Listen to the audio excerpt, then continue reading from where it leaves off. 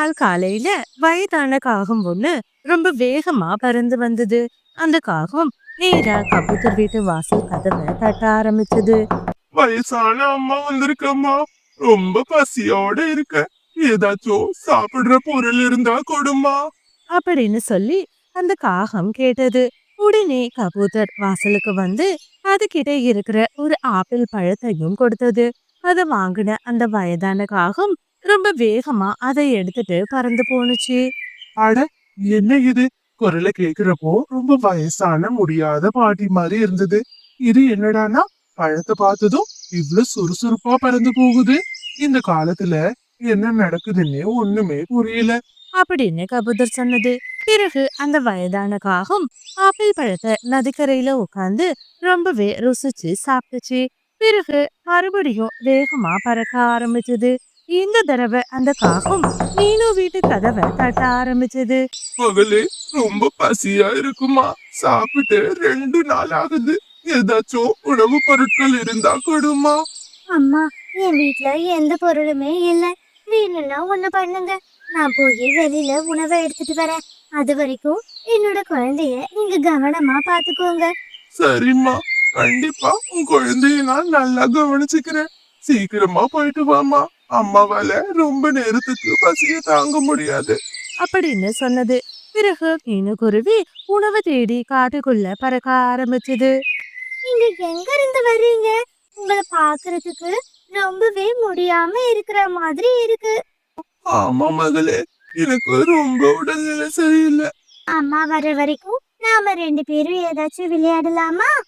சரி மகளே, நான் வேணும்னா உனக்காக அந்த அலமாரியில இருந்து குதிச்சு காட்டட்டுமா? பாட்டி, நீங்க காமெடி எல்லாம் பண்ணாதீங்க. ஒழுங்கா ஒரே இடத்துல விளையாடுற மாதிரி விளையாட்டு இருந்தா சொல்லுங்க.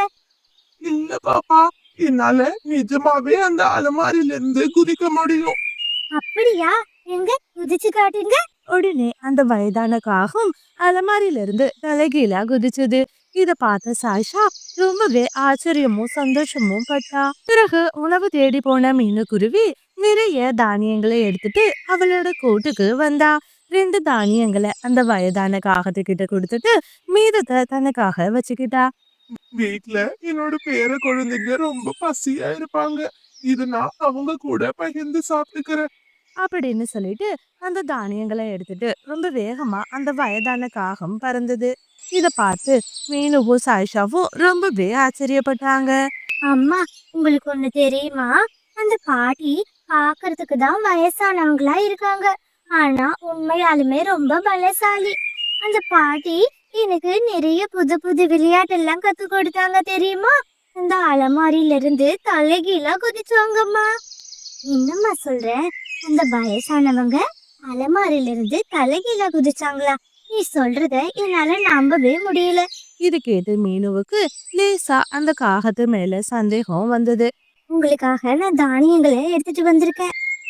ஓரி, எனக்கு என்னமோ ரொம்ப பயமா இருக்கு. எங்க நீ கையும் களவுமா மாட்டிக்குவியோன்னு தோணுது. ஐயோ காலு, அத நினைச்சலாம் நீங்க கவலைப்படாதீங்க. இந்த காட்டுல இருக்கிற எல்லா பறவைங்களும் சரியான முட்டாளுங்க. இந்த முட்டாளுங்க கிட்ட கண்டிப்பா நான் மாட்ட மாட்டேன். பிறகு காகங்கள் 2 பேரும் அந்த தானியங்களை ரசிச்சு சாப்பிட்டாங்க.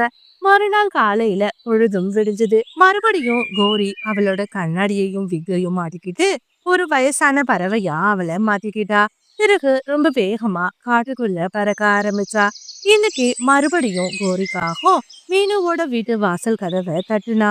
எனக்கு தெரியும், கண்டிப்பா நீங்க இன்னைக்கும் வருவீங்கன்னு. உங்களுக்காக தான் காத்துட்டு இருக்கேன். சரி மகளே, நீ கவனமா போயிட்டு வா. நீ வர வரைக்கும் நான் உன் குழந்தைய பத்திரமா பாத்துக்கிறேன். மகளே, எனக்கு ரொம்ப மென்மையான பழங்களை சாப்பிடணும் போல இருக்கு. நீ வரும்போது ஏதாச்சும் பழங்கள் கிடைச்சா எடுத்துட்டு வாமா. சரிம்மா, நீங்க போய் வீட்டுக்குள்ள இருங்க. நான் போயிட்டு சீக்கிரமா திரும்பி வந்துடுறேன்.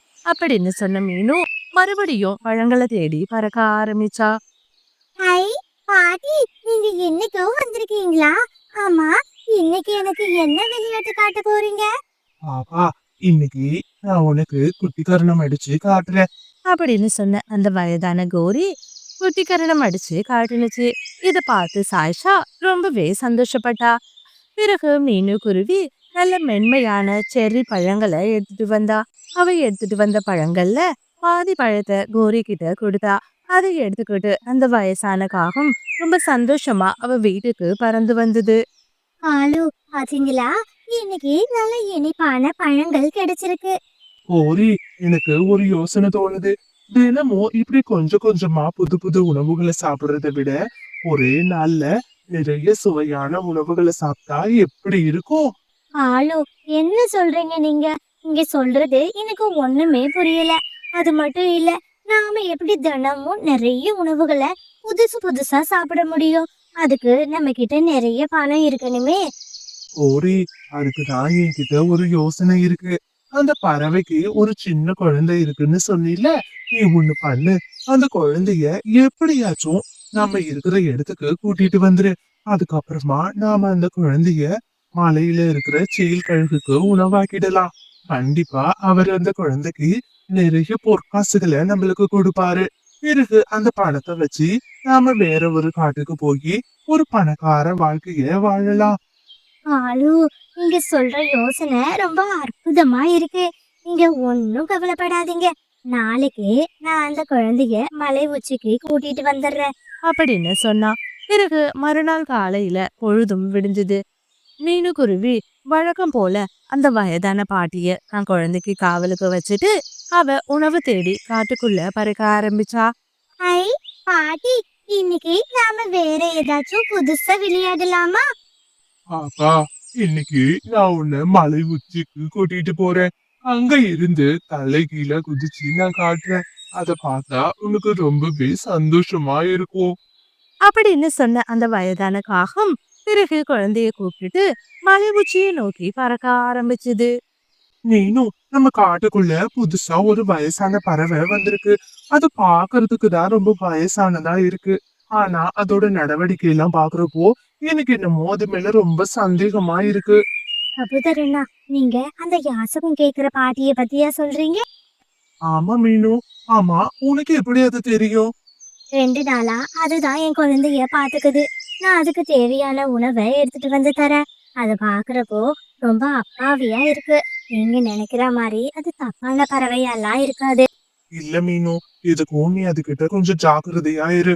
அது பாக்குறதுக்கு தான் வயசானதா இருக்கு. ஆனா அது பறக்கிறது எல்லார மாதிரியும் ரொம்ப வேகமா பறந்து போகுது.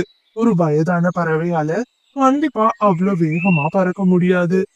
ஆமா ஆமா கபுதரண்ணா, இப்பதான் நானும் ஒரு விஷயத்தை யோசிக்கிறேன். என் பொண்ணு கூட சொன்னா, அது அலமாரி மேல இருந்து தலைகீழா குதிச்சு அவளுக்கு விளையாட்டு காட்டியிருக்கு. அது மட்டும் இல்ல, நேத்து என்னடான்னா குட்டி கரணம் அடிச்சு அவளுக்கு விளையாட்டு காட்டியிருக்கு. எனக்கு என்னமோ நீங்க சொல்றத பாக்குறப்போ அது மேல சந்தேகமா தான் இருக்கு. அப்படின்னு சொல்லி 2 பேரும் பேசிட்டு இருந்தாங்க.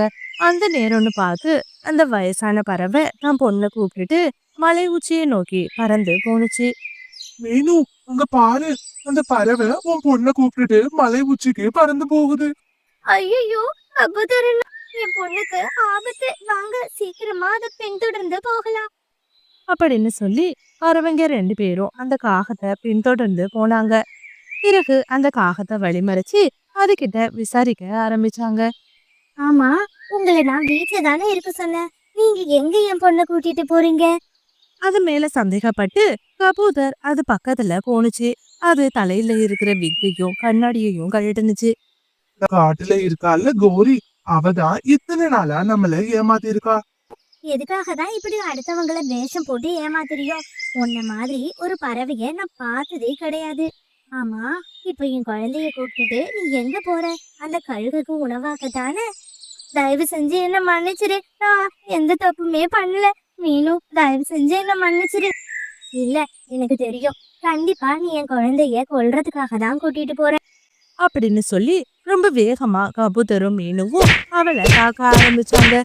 இந்த ஸ்டோரி உங்களுக்கு பிடிச்சிருந்துச்சுன்னா லைக் பண்ணிட்டு இந்த மாதிரி நிறைய ஸ்டோரிஸை பார்க்க மறக்காம நம்மளோட சிட்டு பேர்ட் ஸ்டோரிஸ் சேனலை சப்ஸ்கிரைப் பண்ணுங்க.